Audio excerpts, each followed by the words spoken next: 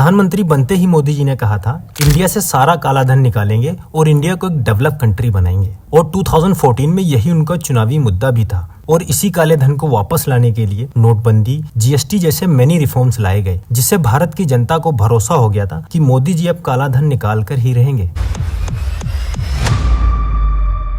जिस दिन भारतीय जनता पार्टी को मौका मिलेगा, एक एक पाई हिंदुस्तान की वापस लाई जाएगी।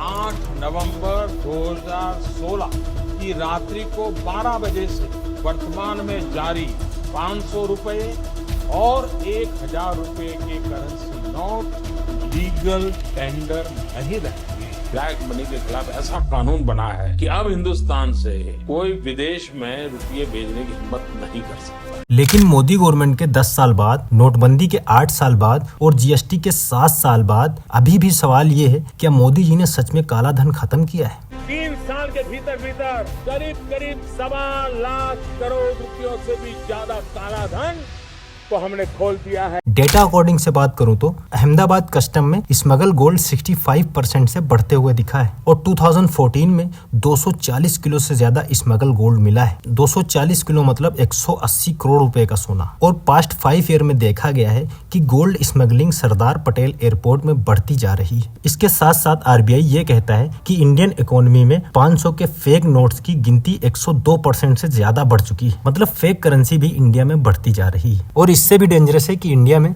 ब्लैक स्टॉक मार्केट का भी सिस्टम चल रहा है। और ये ब्लैक स्टॉक मार्केट इतना बड़ा मार्केट है कि जहां एनएसई में एक दिन में 1 लाख करोड़ के ट्रांजैक्शन होते हैं, वहीं ब्लैक स्टॉक मार्केट में 70,000 करोड़ के ट्रांजैक्शन होते हैं। फिर सवाल वही है कि इंडिया में ब्लैक मनी इतनी बड़ी प्रॉब्लम क्यों है और इंडिया जैसी डिजिटल और डेवलप इकोनॉमी में 70,000 करोड़ का ब्लैक मार्केट कैसे ऑपरेट कर सकता है और इस प्रॉब्लम को सॉल्व करने के लिए गवर्नमेंट क्या कर रही है। आपको ये जानकर शौक लगेगा कि स्मगलिंग से लेकर अंडरवर्ल्ड तक हर प्रॉब्लम का सबसे बड़ा कारण है टैक्स।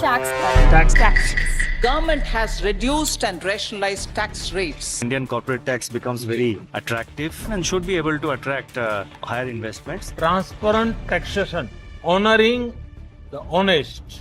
21वीं सदी के टैक्स सिस्टम की इस नई व्यवस्था का आज लोकार्पण किया गया। इसे समझने के लिए हमें थोड़ा पीछे जाना पड़ेगा। 1970 के टाइम जब इंदिरा गांधी प्राइम मिनिस्टर बनी थी, तब इंडिया में एक ऐसा टैक्स सिस्टम था जिसमें टैक्स स्लैब 10% से चलते चलते 93.5% तक पहुंचता था। उस टाइम अगर आप 2 लाख रुपए से ज्यादा कमाते थे तो आपको 93.5% टैक्स देना पड़ता था। लेकिन उस टाइम की गवर्नमेंट का कहना था इस अमीर लोगों के टैक्स से हम गरीबों की मदद कर सकते हैं। लेकिन अब हुआ बिल्कुल उसके उल्टा। हुआ ये कि इंडिया में ब्लैक मार्केट बढ़ने लगा। कैसे? मान लो 1970 में एक अमीर इंसान था मोहन, और मोहन अपना लखनऊ वाला घर सेल करना चाहता था जिसकी कीमत थी 10 लाख रुपए। मोहन अगर ये घर 10 लाख में सेल करता है तो उसके 2 लाख अमाउंट के आगे टैक्स लगेगा 93.5% और मोहन इतना टैक्स नहीं देना चाहता है। यहीं से मोहन ने लिया बाईपास। वहीं दूसरे कोने में एक डॉन है जिसने इलीगल 10 लाख रुपए कमाए। तो मोहन को बिना गवर्नमेंट को टैक्स दिए मकान सेल करना है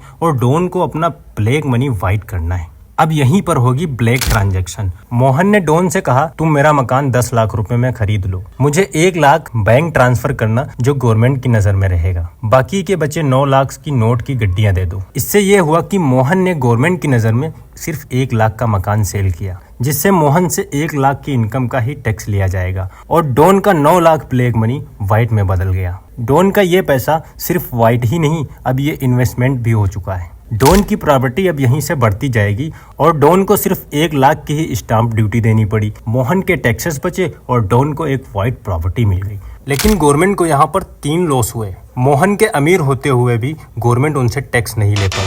सरकार को 10 लाख के बजाय 1 लाख पर ही स्टाम्प ड्यूटी कलेक्ट हुई। इसमें सबसे डेंजरस ये है, इसी टैक्स सिस्टम की वजह से डॉन के पास प्रॉपर्टीज जमा होने लगी। यही रीजन है कि आज भी इंडिया में इतना काला धन है। मोहन के पास वो 9 लाख रुपए अब ब्लैक मनी में कन्वर्ट हो जाएंगे और वो काला धन बनकर रह जाएगा। अब सवाल यह है कि टैक्सेस कम करने से क्या काला धन खत्म हो सकता है और देश तरक्की कर सकता है? तो इसका जवाब है हाँ, कर सकता है। टैक्सेस कम करके और तरक्की करके दिखाई है अमेरिका ने। लेकिन कैसे, उसकी बात करेंगे पार्ट 2 में। तब तक के लिए जय हिंद और ऐसी इन्फॉर्मेटिव वीडियोस के लिए एडन अहद को सब्सक्राइब कर लेना।